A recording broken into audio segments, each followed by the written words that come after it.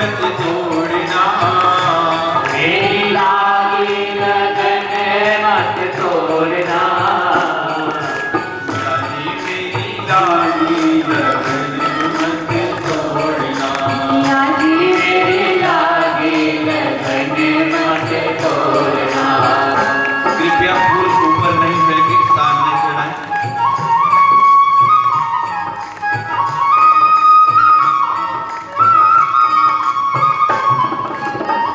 मैंने हाथ जोड़ के प्रार्थना की है, फूल ऊपर नहीं फेंके, सामने चढ़ाएं।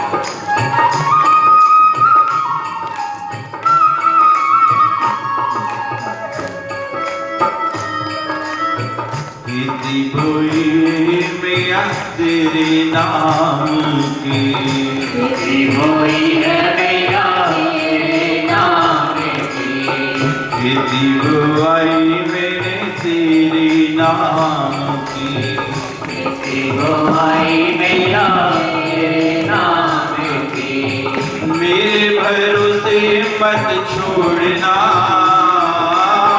मेरे भरोसे मत छोड़ना, मैया मेरे भरोसे मत छोड़ना, मेरे भरोसे मत छोड़ना, मेरी लागी लगन मत तोड़ना, मेरी लागी लगन मत तोड़ना, मेरी लागी लगन मत तोड़ना, मेरी लागी लगन मत तोड़ना।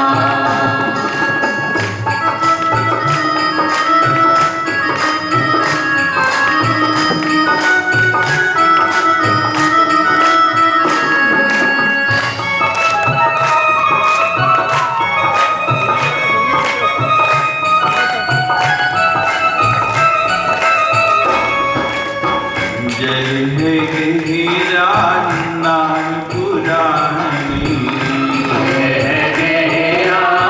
नाम पुरानी, जय है हीरा नाम पुरानी, तेरा नाम पुरानी, बीच भंवर मत छोड़ना, बीच भंवर मत छोड़ना, मैया बीच भंवर मत छोड़ना, मेरी लागी लगन मत तोड़ना, मेरी लागी लगन मत तोड़ना।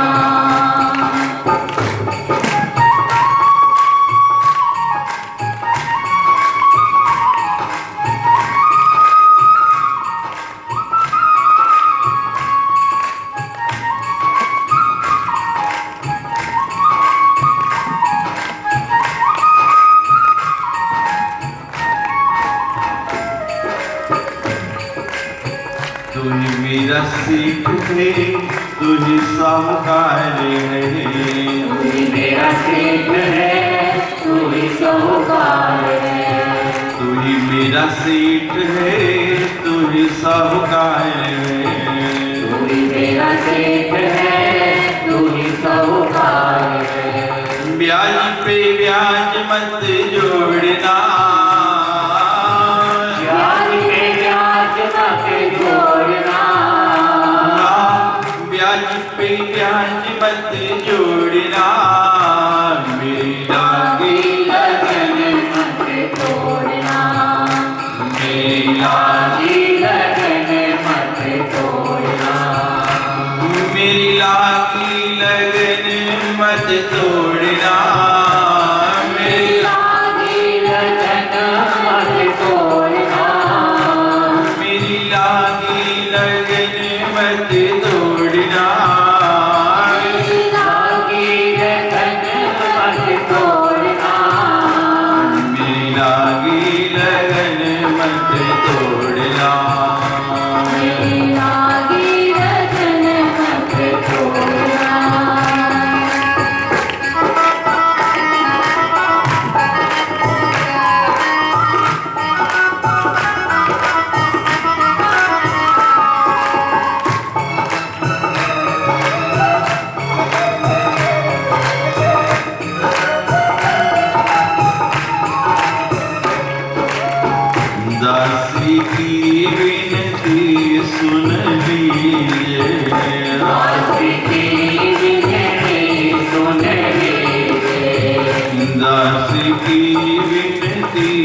सुन लीजिए। दासी की विनती सुन लीजिए। हाथ पकड़ मत छोड़ना, हाथ पकड़े मत छोड़ना। मैया हाथ पकड़ मत छोड़ना, मेरी लागी लगन मत तोड़ना। मेरी लागी लगन मत छोड़ना। मेरी लागी लगन मत तोड़ना। मेरी लागी लगन मत छोड़ना। मेरी लागी लगन मत तोड़ना। मेरी लागी लगन मत छोड़ना। मेरी लागी लगन मत तोड़ना। मेरी लागी लगन मत छोड़ना। मेरी लागी लगन मत तोड़ना। मेरी लागी लगन मत छोड़ना। मेरी लागी लगन मत तोड़ना। लागी लगन मत छोड़ना। जय जय श्री राम, जय जय श्री राम, जय जय। वाह।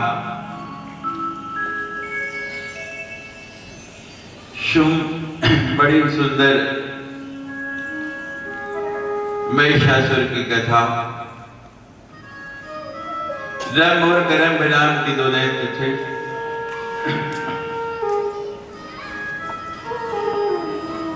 करम्भ ने जल के अंदर सर्दी के दिनों में पूरा डूब के तप करना प्रारंभ किया और रंभ ने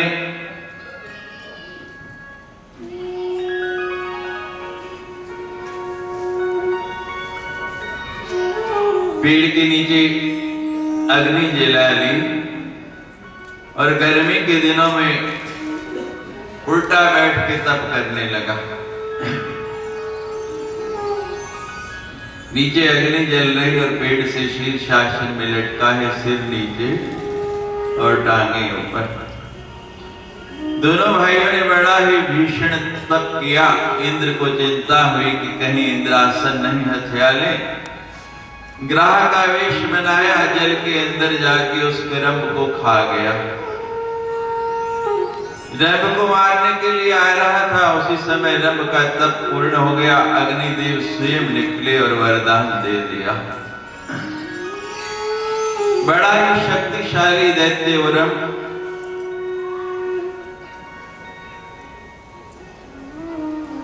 तप केवल में चूर चला जा रहा है।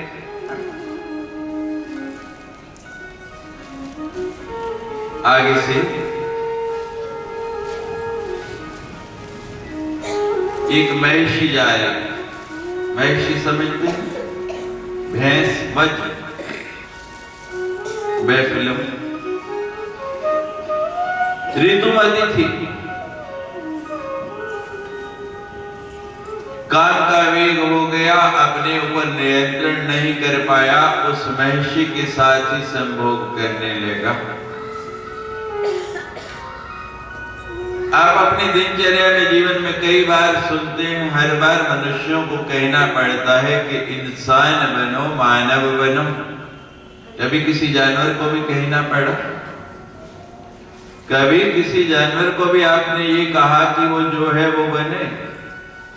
उनको जो भी योनि मिली है वो उसके भीतर ही रहते हैं, जो उनके क्रियाकलाप हैं वही करते हैं।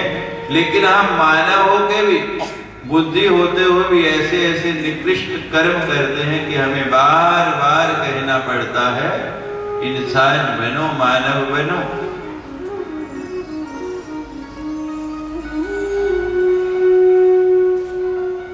महिषी को लेके उसके साथ रमन करने लगा। महिषी से विवाह हो गया। एक दूसरा महिष दूर देख रहा था, उसने देखा कि इसने मनुष्य होते हुए ऐसा कर्म किया है आया, सींगों पर उठा के उस महिषासुर को, उस रब को पटक दिया। उसी क्षण उसकी मृत्यु हो गई। उसको जलाने के लिए चिता बनाई गई, चिता के ऊपर अग्नि जला के उसको लिटा दिया गया। तो वो जो महिषी है सोचने लगी कैसा भी था, ये रब मेरा पति था, इसने मेरे साथ संभोग किया, मैं भी इसके साथ सती होंगी।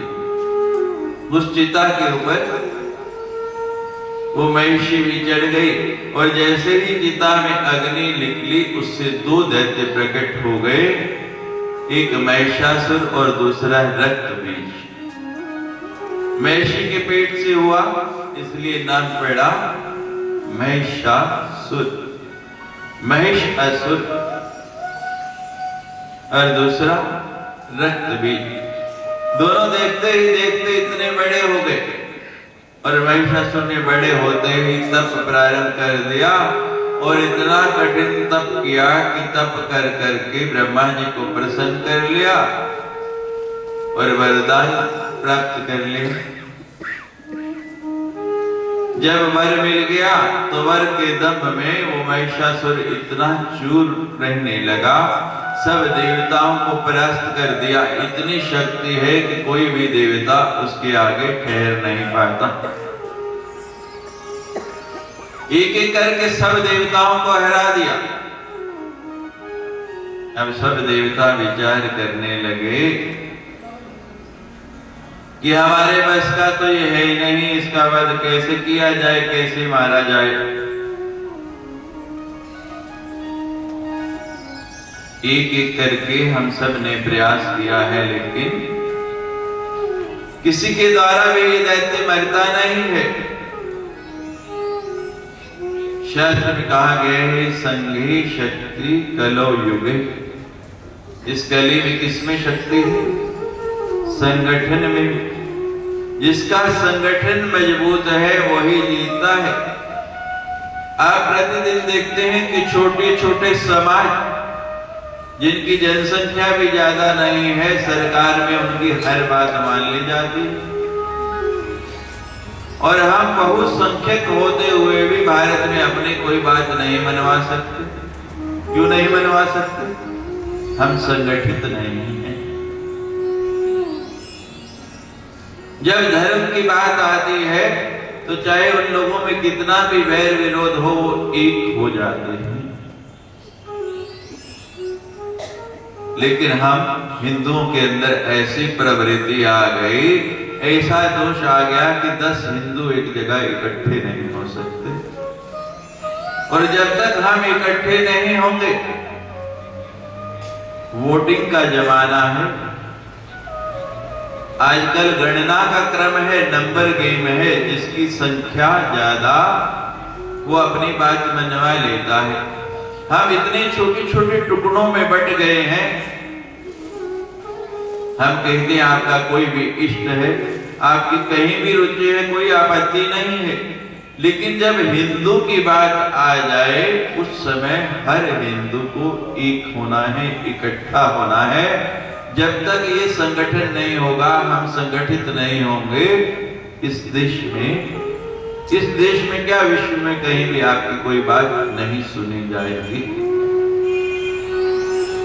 मैंने आपको बताया था, एक ज्योति बहुविधि विवाहभूत, ये एक ही ज्योति है। इससे आप असंख्य ज्योति जला लें, जितनी मर्जी ज्योतियां जलाते जाएं, इसका प्रकाश कम नहीं होगा। और असंख्य ज्योतों को फिर एक जगह कर दे, एक लो बन जाए, कहीं जोड़ नहीं नजर आएगा। और कोई भी वस्तु आप तोड़ के जोड़ें तो उसमें गांठ नजर आएगी, जोड़ नजर आएगा। लेकिन ज्योति एक ऐसी वस्तु है कि इसमें कहीं आपको जोड़ नहीं नजर आएगा।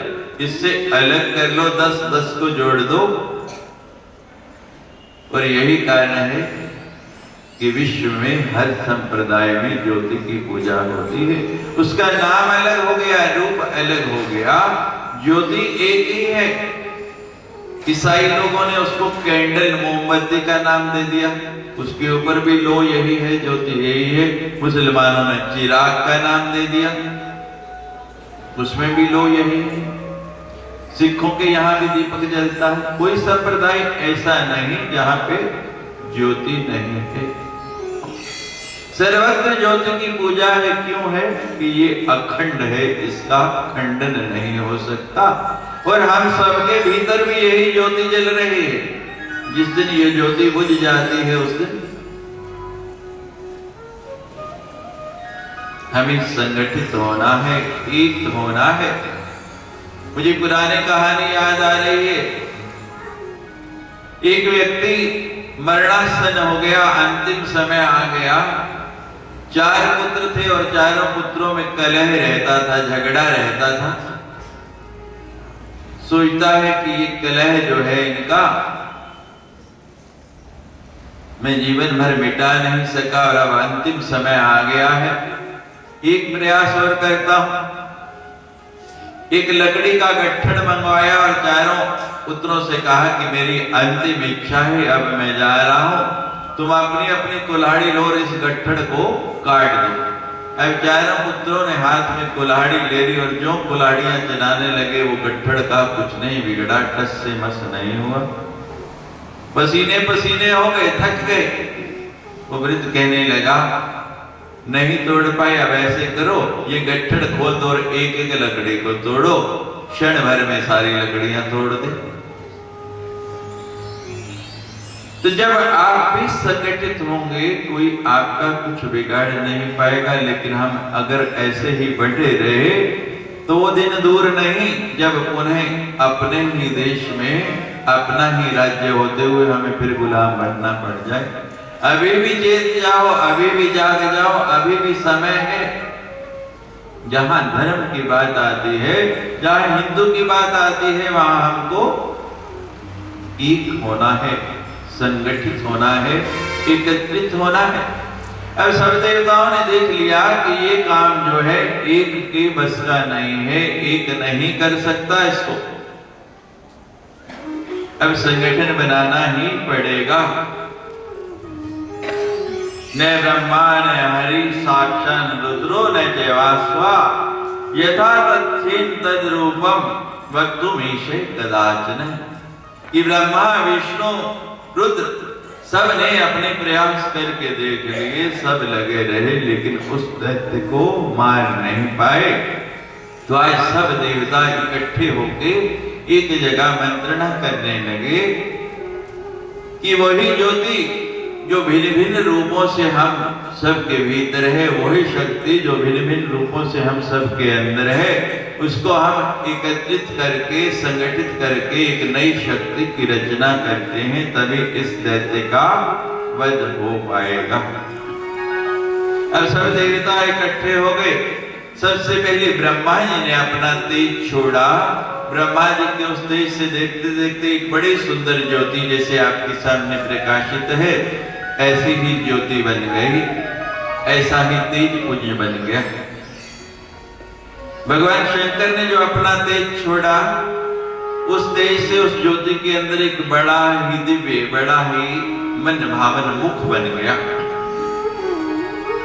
यमराज ने जो तेज छोड़ा, उससे बड़े सुंदर काले काले घुंघराले बाल केश बन गए। उस मुख के ऊपर गुड़ा केश, घुंघराले बाल। हमारे देवी देवताओं में या तो मां भगवती के गुड़ा केश हैं, घुंघराले बाल हैं, और या जिनका कल आपने अवतार किया आनंद कंद, वहां के विहार रखे हैं।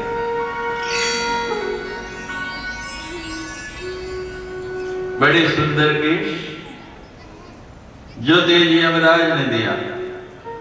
हाँ, वो बता रहे हैं कि इस बार सुनाया नहीं, मेरे भी हम रहे नहीं तो क्या सुनाऊं। अरे मां का भक्त हो ना, तो जिसकी आराधना करें वैसा ही बनता है।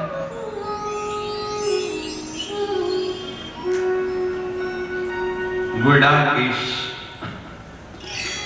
अग्नि ने जो अपना तेज छोड़ा, उससे 3 नेत्र बन गए। मां भगवती के और भगवान शंकर के 3-3 नेत्र हैं। बाकी सब देवताओं के दो दो नेत्र हैं, आपके कितने हैं, 2 या 3? बोलो 2। और किसी देवता के ज्यादा तो नहीं? ध्यान लगा के बताओ, 3 से ज्यादा है किसी देवता के? नहीं?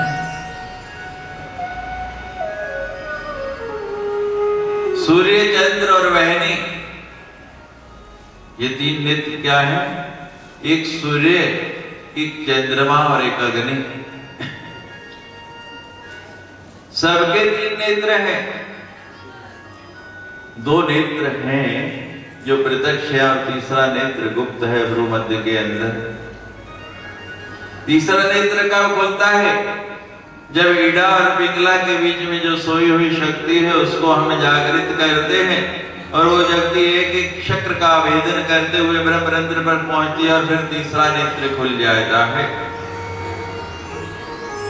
2 नेत्रों की एक सीमा है, इस दीवार के पार क्या है आप नहीं देख सकते, लेकिन जब तीसरा नेत्र खुल जाता है आप हजारों मील दूर क्या हो रहा उसको भी देख सकते हैं।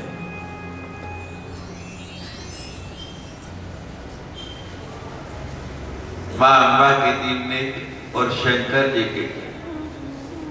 शंकर जी ने भी तीसरा नेत्र जीवन में एक बार खोला। कोई बताएगा मुझे कब खोला? शंकर जी ने तीसरा नेत्र कब खोला बताए? कामदेव को भस्म करने के लिए। भस्मासुर जो स्वयं भगवान शंकर को जलाने लगा उसके लिए भी नहीं खोला। काम ऐसी वस्तु है, उसको भस्म करने के लिए भगवान शंकर को भी अपना तीसरा नेत्र खोलना पड़ा।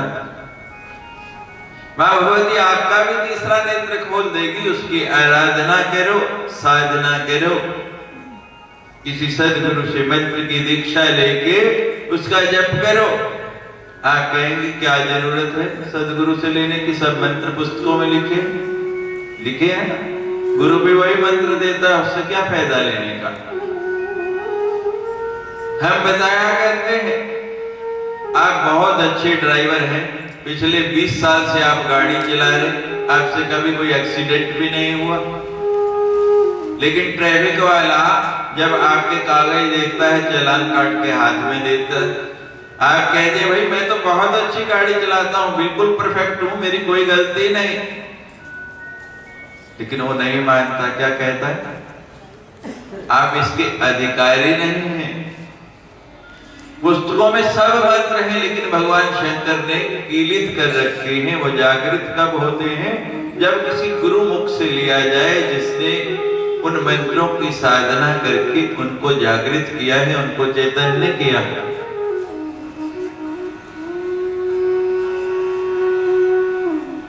तीन नेत्र मां भगवती के अग्नि के तेज से।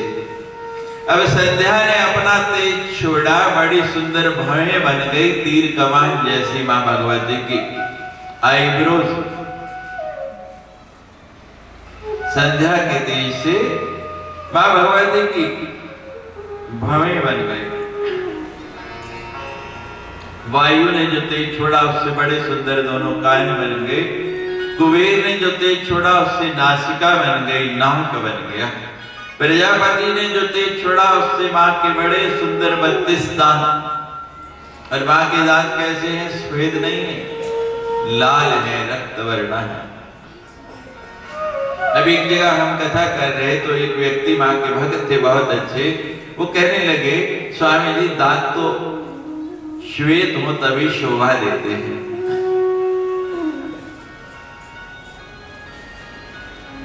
दांत अगर किसी और रंग के हो मुंह में तो शोभा नहीं देते। बहुत से पान खाने वालों को आपने देखा होगा लाल लाल दांत हो तो अच्छे नहीं लगते, और आप कहते हैं मां सुंदर भी बहुत है और दांत लाल है। हमने कहा मां स्वयं रक्त वर्णा है, सारा आवरण उसका रक्त है। जब उसका प्रतिबिंब पड़ता है मां की दंत पंक्ति के ऊपर तो वो भी अनार के दानों जैसे लाल दिखाई देते हैं। रक्त दंतिका उसका नाम है। और दुष्टों का वध किया मां भगवती ने जब जब, उससे भी उनकी दांतों का वर्ण रक्त हो गया। तो प्रजापति ने जो तेज छोड़ा उससे दांत बन गए, और अरुण ने जो तेज छोड़ा उससे अधरोष्ट नीचे वाला होठ बन गया। मां का दर्शन किया कभी? कितने सुंदर होठ हैं, लाल लाल। मां लिपस्टिक थोड़ी लगाती है।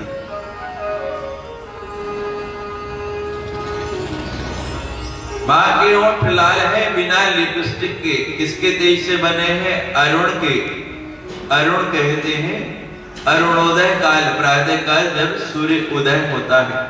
उदय होते हुए सूर्य का दर्शन रोज करो, आपको ये नकली लाली नहीं लगानी पड़ेगी। ऐसे ही बिना उसके आपके होठ लाल हो जाएंगे। क्या कहते हैं इसको जो लगाते हो? क्या? लिपस्टिक। हिंदी में बोलो। हिंदी में आती है किसी को लिपस्टिक की? नहीं आती। सारे अंग्रेज हैं उधमपुर में। किसी को नहीं आती? सुर्खी आता है। सुर्खी सुर्खी तो नहीं होती। सुर्खी तो दूसरी चीज है। सुर्खी भी हिंदी नहीं है। इसकी हिंदी है ओष्ठराग।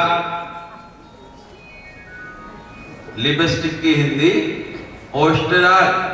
और जो पाउडर लगाते हैं उसकी ओखे ओखे सवाल है। अभी यहाँ पर प्रतियोगिता होने वाली है, कौन बनेगा ज्ञान सम्राट, तो आपको बताना ही पड़ेगा। पाउडर को कहते हैं अंगराग।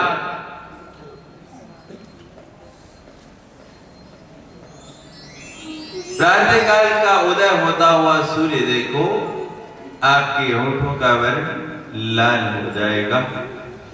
कार्तिकेय ने जो तेज छोड़ा उससे ऊपर वाला होठ बन गया। अरुण के तेज से नीचे वाला होठ, और कार्तिक के तेज से ऊपर वाला होठ। भगवान विष्णु ने जो अपना तेज छोड़ा वो 18 भुजाएं बढ़ गई। नव दुर्गा है ना, प्रथमे शैलपुत्री जयदित्यम ब्रह्मचारिणी तृतीय चंद्रघंटेति कुष्मांडेति चतुर्थम पंचम स्कंदमादेति षष्ठम कात्यायनीति च सप्तम कालरात्रि महागौरी की अष्टम नमो सिद्धिदात्री चे नव दुर्गा प्रकीर्तिता। 18 भुजाएं। अब श्रृंगार होने लगा। मां भगवती के उस पावन रूप का निर्माण हो रहा है।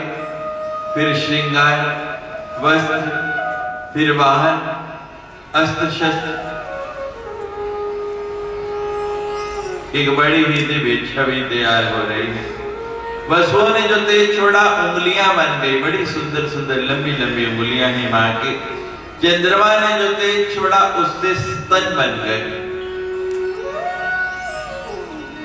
चंद्रमा के तेज से मां भगवती के दोनों स्तन। वरुण ने जो तेज छोड़ा उससे जांघें बन गई, और पृथ्वी ने जो तेज छोड़ा उससे नितंब बन गए। अब क्षीर सागर आ गया। क्षीर सागर ने बड़े सुंदर लाल लाल वस्त्र, हार, कुंडल, कड़े, चूड़ामणि मां भगवती के लिए, उस रूप के लिए श्रृंगार के रूप में दे दी। विश्वकर्मा ने बड़े बड़े सुंदर बाजूबंद दे दिए, कंगन दे दिए हाथों में डालने के लिए। त्वष्टा आ गया। त्वष्टा ने पांव में बांधने के लिए नुपुर दे दिए कि जब जब मां चले तब तब उन नुपुरों की ध्वनि हो। महासमुद्र आ गया। उसने कंठ हार दे दिया, अंगूठियां दे दी। वरुण देवता आ गए। बड़ी सुंदर वैजयंती माला, फिल्मों वाली नहीं, वैजयंती माला जिसको गले में डालने से सदा विजय होती है, वो वैजयंती माला। अब बड़ी सुंदर ये आकृति तैयार हो गई। उसके लिए वैसा ही आसन भी चाहिए। तो हेमवान आ गया। हेमवान ने अपने वनों से बड़ा ही सुंदर सिंह भेज दिया। अब अस्त्र शस्त्र दिए जाने लगे। इंद्र ने घंटा दे दिया, यमराज ने कालदंड दे दिया, ब्रह्मा ने कमंडल दे दिया, वरुण ने पाश, महालक्ष्मी ने खड़ग दे दी, विश्वकर्मा ने परशु दे दिया, कुबेर ने पान पात्र दे दिया, त्वष्टा ने गदा और सूर्य ने अपनी किरणें दे दी। भगवान विष्णु ने अपना चक्र, शंकर जी ने त्रिशूल, वरुण ने शंख, अग्नि ने शतघ्नि, वायु ने बाण और धनुष दे दिए। बड़ा ही सुंदर स्वरूप तैयार हो गया। अब सारे ही देवता जो है उस दिव्य आकृति के सामने हाथ जोड़ के खड़े हो गए, प्रार्थना करने लगे, नमः शिवाय कल्याणी शांति पुष्टि नमो नमः भगवते नमो दिव्ये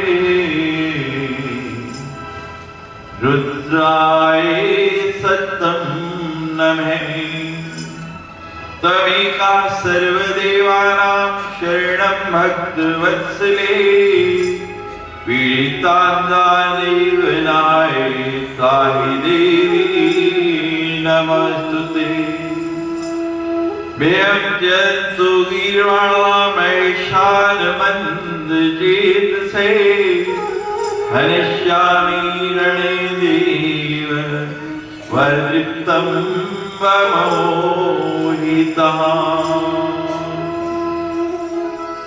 सब देवताओं ने प्रणाम किया। हे शिवा, हे कल्याणी, हे शांति और पुष्टि देने वाले, आपको नमस्कार है। हे भगवती, हे रुद्राणी, हम सभी आपको सततम निरंतर नमस्कार करते हैं। त्वमेका सर्वदेवानां शरणं भक्तवत्सले, सारे के सारे देवता केवल आपकी शरण में ही शरणागत वत्सले हुए हैं। क्यों हुए हैं? कि पीड़िता, हम बहुत पीड़ित हैं। किससे? महिषासुर से। उस महिषासुर को वरदान प्राप्त है और वो अकेले अकेले हम किसी से मन नहीं रहा, इसलिए हम सब ने अपनी अपनी शक्ति एकत्रित करके आपकी रचना की है। आप हमारे कष्टों को दूर करो, इनका हरण करो। जब ऐसा कहा, यदि कृता स्मितम देवी साठ हासम चकार है उच्चे शब्दा महाघोरम दानवानाम भय प्रदम।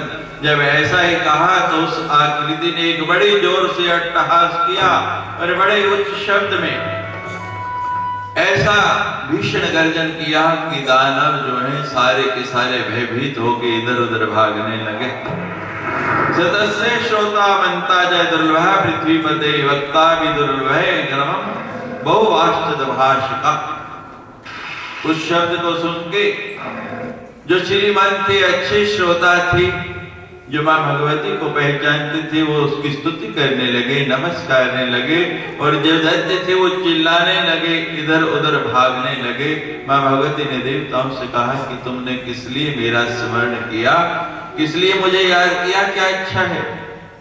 देवताओं ने बताया, मां महिषासुर नाम का एक दैत्य है, हम सब ने बड़ा प्रयास कर लिया लेकिन वो हमारे द्वारा वध नहीं हो रहा। वही शक्ति जो आपने हमें दी है, उस शक्ति को एकत्रित करके हमने आपकी रचना की है कि आप उस दैत्य को मार के हमें भय मुक्त करें। जब ऐसा कहा तो मां भगवती ने मधु का प्याला हाथ में लेके पिया और भीषण गर्जना करके उस दैत्य के साथ युद्ध के लिए निकल पड़े। बड़ा भीषण युद्ध होता है मां का उस दैत्य के साथ। कभी वो कोई रूप बनाता है, कभी कोई बनाता है। महिषासुर बड़ा ही बैली दैत्य था, कभी आकाश में, कभी पाताल में, कभी कहीं, लेकिन मां कहीं उसका पीछा नहीं छोड़ती। एक एक करके उसकी सारी सेना मार के मां भगवती उसके समक्ष आके खड़ी हो गई। उसको धरती पर गिराया, धरती पर गिरा के अपना त्रिशूल निकाल के उसकी छाती में गाड़ दिया और महिषासुर का वध कर दिया। देवताओं ने पूर्ण जय जयकार किया, बोलो सच्चे दरबार की जय।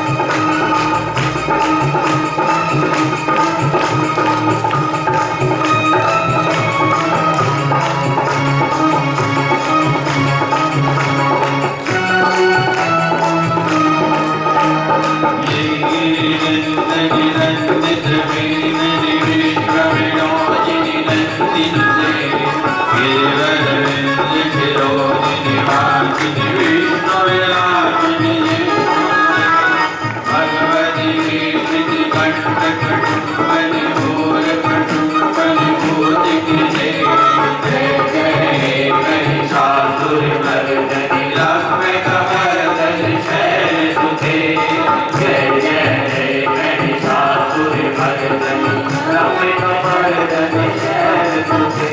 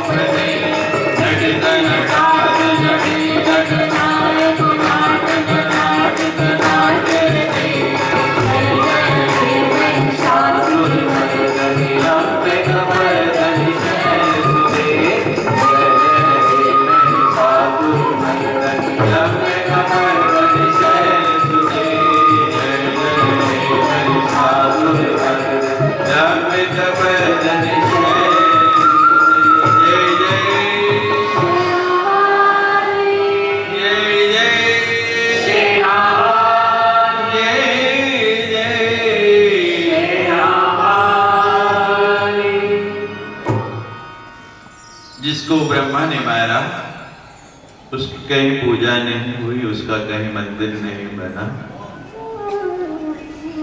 जिसको भगवान विष्णु ने मारा उसकी भी कहीं पूजा नहीं हुई, ना उसका कोई मंदिर बना। जिसको भगवान राम कृष्ण ने मारा उनकी भी कहीं पूजा नहीं होती है, ना उनका कोई मंदिर बना है। जिसको भगवान शिव ने मारा उनकी भी कहीं कोई पूछ नहीं है। लेकिन मेरी परा अम्बा आदिशक्ति माँ जगदम्बा ऐसी है, वो कह सके है कि मेरे से प्रेम नहीं कर सकते, कोई बात नहीं, वैर ही कर लो तो भी मैं तुम्हारा नाम अमर कर दूंगी। कलकत्ता के अंदर जाओ, दक्षिणेश्वरी में महाकाली के मंदिर में देखो, मां के पांव के नीचे महिषासुर पड़ा है, उसकी भी पूजा हो रही है। और आपके ही क्षेत्र में वैष्णो देवी जाओ तो यात्रा कब पूरी होती है? बोलो, कब पूरी होती है? दोनों ने क्या किया मां से? वैर। मां कहती है प्रेम नहीं कर सकते, कोई बात नहीं, मेरे से वैर ही कर लो तो भी मैं तुम्हारा नाम कर दूंगी, तो भी तुम्हारा मंदिर बनवा दूंगी। ऐसा मां का प्रेम है। ऐसी ये मां जगदम्बा है।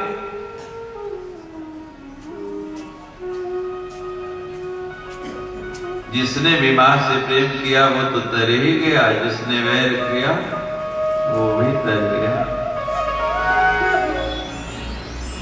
दक्षिण के अंदर एक ब्राह्मण थे, सुब्रमण्यम उनका नाम। मां से बड़ा ही प्रेम, मां की बड़ी सुंदर कंठ भगवती ने दिया, सरस्वती स्वयं कंठ में विराजमान, इतना सुंदर गाते। और वैसे ही मां ने साधना भी दी, सितार बजाते थे। दीपक राग बजाएं तो दीपक जल जाए, और मेघराज बजाएं तो वर्षा होनी शुरू हो जाए। लेकिन गाना केवल मां के लिए। मां से इतना प्रेम, संध्या के समय मां के मंदिर में पहुंच जाना, प्रातः आरती होनी तो मां के मंदिर में पहुंच जाना और केवल वहीं बजाना, वहीं गाना। वहां का जो राजा वो भी मां का भक्त, उसने व्यवस्था कर दी कि इतने अच्छे मां के साधक हैं, इनकी भोजन पाने की, रहने की सारी व्यवस्था राजकोष से कर दी जाए।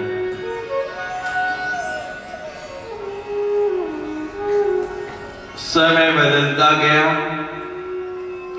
दूसरे राजा ने उस देश पर चढ़ाई कर दी, विजय प्राप्त कर ली।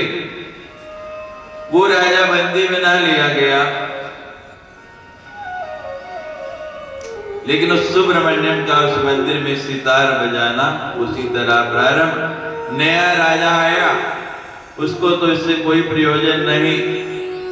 जो पारिश्रमिक, जो उसके लिए वेतन निर्धारित था, वो भी बंद कर दिया गया। लेकिन जो मिले खा लेना, ना बजाना छोड़ा और ना गाना छोड़ा। जब राज्य व्यवस्थित हो गया तो अपनी रानी को भी वो राजा उसी देश में ले आया, राजमहल में रानी। और रात्रि के समय सुब्रमण्यम जो है मां के मंदिर में सितार बजा रहा और गा रहा। वायु के साथ साथ वो स्वर लहरी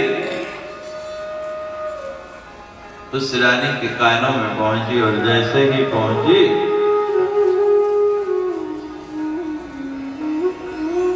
मस्त हो गई। इतना आनंद, ये कौन गा रहा है? इतना मीठा कौन गाता है? किसका स्वर है?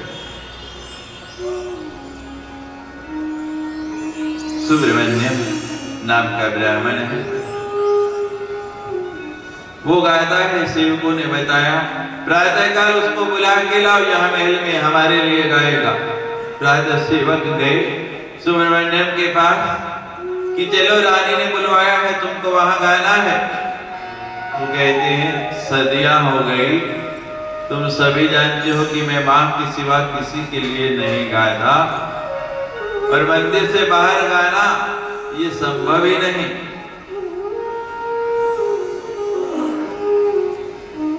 लोग वापस पहुंच गए, जाके रानी को बताया कि सुब्रमण्यम नहीं आता है। वो कहते हैं मैं मां के सिवा किसी के लिए नहीं गाता।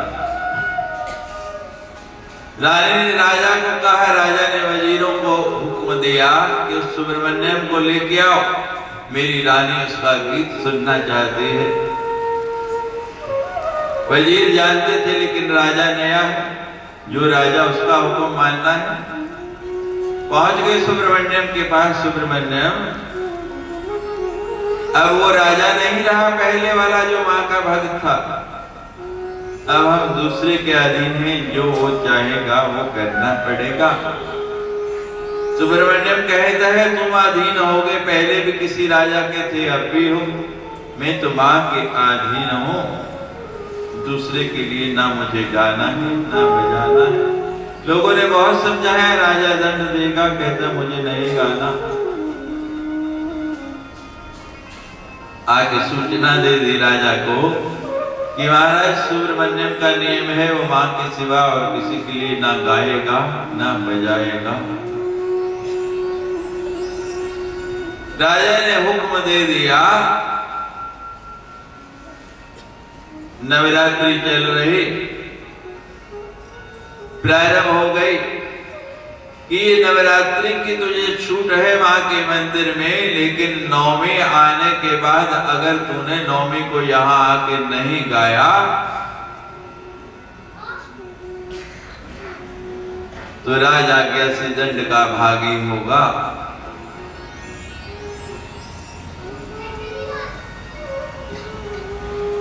धीरे धीरे एक एक नवरात्रा गुजरता गया, अष्टमी की रात्रि आ गई। सुब्रमण्यम ने स्नान किया, हाथ में सितार ली और मां के मंदिर में पहुंच के सितार को झंकृत करने लगा और स्वर लहरें छोड़ दी, गाने लगा। ऐसा गाने लगा लगता है कि आज पता नहीं क्या हो जाएगा। कंठ में ऐसा स्वर हर व्यक्ति को अपनी ओर आकर्षित कर रहा है। लोग घरों को छोड़ के निकल पड़े, सब लोग उसी मंदिर की ओर भागे जा रहे हैं और वो सुब्रमण्यम दोनों नेत्र करके बंद और मस्ती में जो सितार बजाए जा रहा है। समय बीतता जाए, रात बीतती जाए, हाथों से लहू जलना शुरू हो गया, खून निकलना शुरू हो गया, लेकिन हाथ नहीं रोकता है। कंठ बार बार अवरुद्ध होता है लेकिन स्वर नहीं रोकता।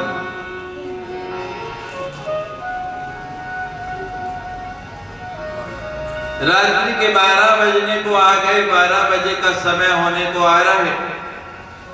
स्वर में इतनी कशिश है, इतना भाव है, वो रानी भी अपने महल में नहीं रुक पाई, उठ के वो भी चल पड़ी। जैसे जगराते में आप तारा रानी की कथा में सुनते हैं कि तारा भी भक्तों ने जब भजन छेड़ा तो निकल पड़ी, इसी तरह वो रानी निकल पड़ी। जब रानी को देखा जाते हुए तो पीछे पीछे राजा भी चल पड़ा, उनकी दिशा भी वही मंदिर। अष्टमी की रात 12 बजे मां भगवती का अवतार हुआ है, जिसे कल भगवान कृष्णानंद के दिमाग के बिहारी का अवतार किया। अष्टमी की रात 12 बजे भगवान का अवतार हुआ। अष्टमी की रात 12 बजे भगवती का अवतार और रामावतार दिन के 12 बजे। कभी आपने विचार किया कि सारे देवता 12 बजे क्यों जन्म लेते? बोलो, कभी विचार किया? नहीं किया। भगवान राम आए दिन के 12 बजे और कल भगवान कृष्ण आए रात के 12 बजे और भगवती भी कल अवतार लेने वाली है रात्रि के 12 बजे। रामावतार में भगवान राम संदेश देते हैं कि समय ही 12 बजे का है, इसको संभाल लो। जब दिन के 12 बजते हैं तो क्या होता है? भूख बहुत आती है। या देवी सर्वभूतेषु क्षुधा रूपेण संस्थिता नमस्तस्यै नमस्तस्यै नमस्तस्यै। भगवान कहते हैं जब भूख बहुत आए, किसी को धन की भूख है, किसी को अन्न की भूख है, किसी को पद की भूख है, किसी को ऐश्वर्य की भूख है, किसी को संतान की भूख है, भगवान को वनवास दिया गया।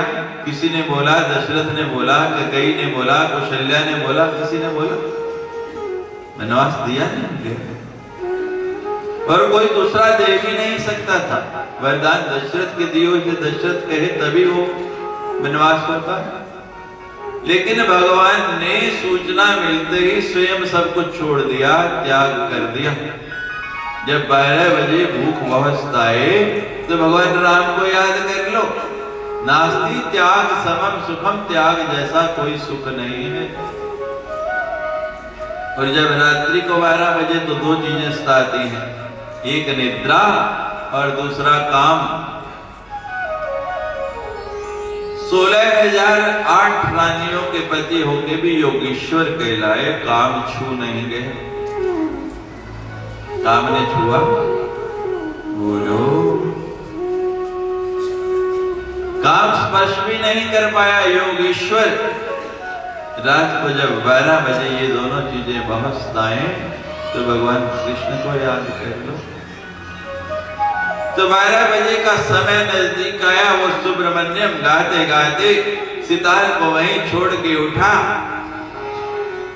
12 बजे मां का अवतार होने वाला है। सारे दर्शन के लिए लोग खड़े और जो बाकी उसकी स्वर लहरी सुन के मंदिर पहुंच गए। उसी समय रानी भी प्रवेश कर रही है, पीछे पीछे राजा भी प्रवेश कर रहा है। वो सुब्रमण्यम उठ के सामने गया, बिल्कुल सीधा मां की जहां मूर्ति लगी हुई थी उस मूर्ति के पास जाके मां के हाथ में जो खड़ग थी उस खड़ग को लिया और अपनी जीवा काट दी। पूरा मंदिर रक्त रंजित हो गया। रानी और राजा हतप्रभ खड़े हैं, ये क्या हो गया? वो जो मां भगवती की मूर्ति है सामने, जिससे तलवार निकाली वो साक्षात वहां प्रकट हो गई। उस सुब्रमण्यम से कहने लगी, सुब्रमण्यम तुझे अपनी मां पर भरोसा नहीं रहा, विश्वास नहीं रहा, तूने मेरा इंतजार क्यों किया? मेरा इंतजार क्यों नहीं किया? मैं तेरा सिर झुकने देती, तुझे उस राजा के सामने गाने देती, मेरी प्रतीक्षा तो करनी थी। क्या मेरे ऊपर से तेरा भरोसा उठ गया, विश्वास टूट गया? वो सुब्रमण्यम कहता है, जीव कटी है, बोल सकता है। नीचे जो रक्त पड़ा है जीवा कटी, चल के गया हाथ से, उसी रक्त से फर्श पर लिखने लगा, मां जिस दिन मेरा तेरे से भरोसा उठ गया, समझो मैं मर गया, मेरे प्राण चले गए। उस दिन की तो मैं कल्पना भी नहीं कर सकता, सोच भी नहीं कर सकता। लेकिन मां मुझे अपने ऊपर विश्वास नहीं रहा, कहीं राजा कोई प्रलोभन दे दे, कहीं ऐसा भय दिखा दे कि मैं डर के तेरे लिए छोड़ के उसके लिए न गाने लग पड़ूं। जब इतनी बात कही तो मां ने उस रक्त रंजित सुब्रमण्यम को अपने गोदी में ले लिया।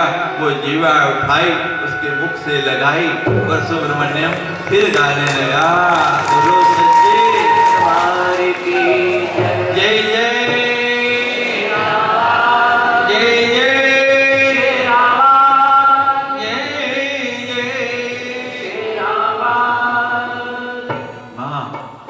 नाम मिश्री तो मीठा मेरी मायदा, नाम मिश्री तो मीठा मेरी मायदा, नाम मिश्री तो मीठा मेरी मायदा, नाम मिश्री तो मीठा मेरी मायदा।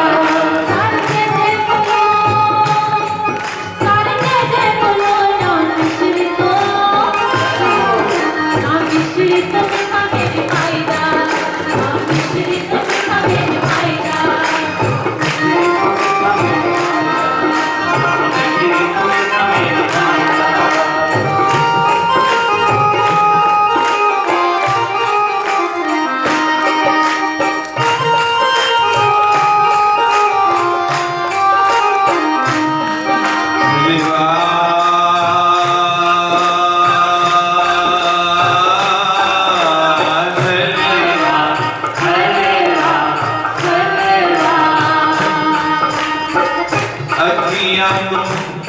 पर्दा